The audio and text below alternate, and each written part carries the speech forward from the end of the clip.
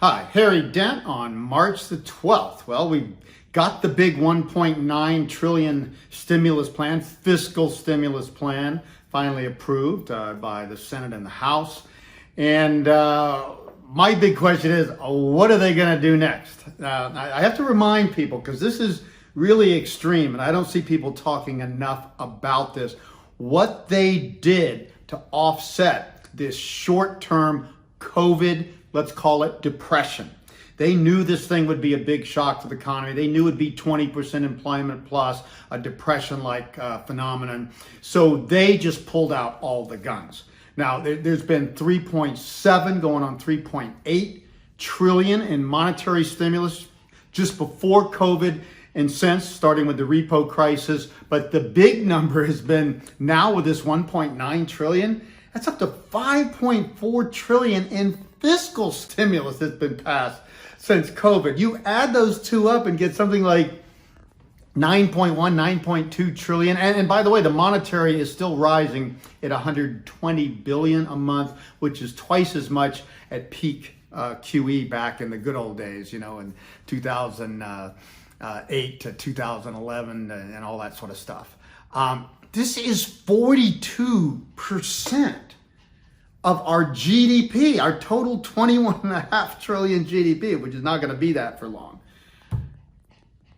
Does that make any sense, that just to keep growing at a measly 1 to 2%, and it's actually been 1.65%, this whole rally, this whole boom recovery since 2009 bottom?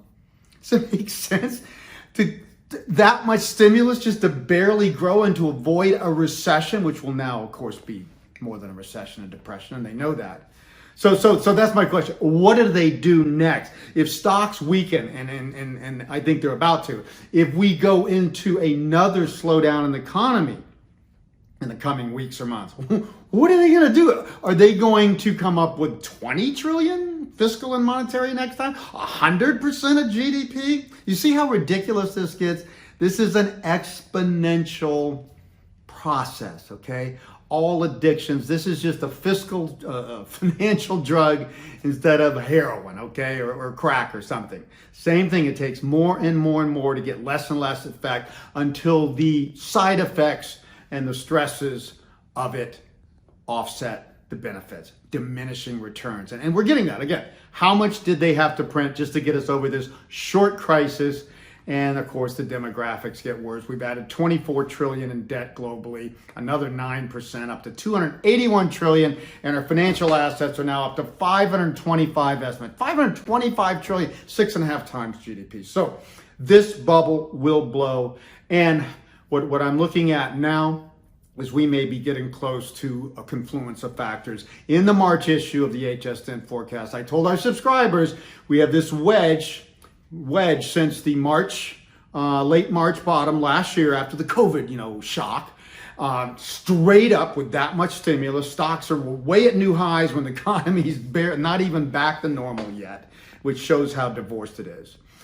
So that's where we're at. Stocks are extremely overvalued, and we're coming to a point where this wedge looks like we may be peaking. We're narrowing down about 4,000, maybe as high as 4,050 in the S&P 500. We got close to that yesterday, 3960.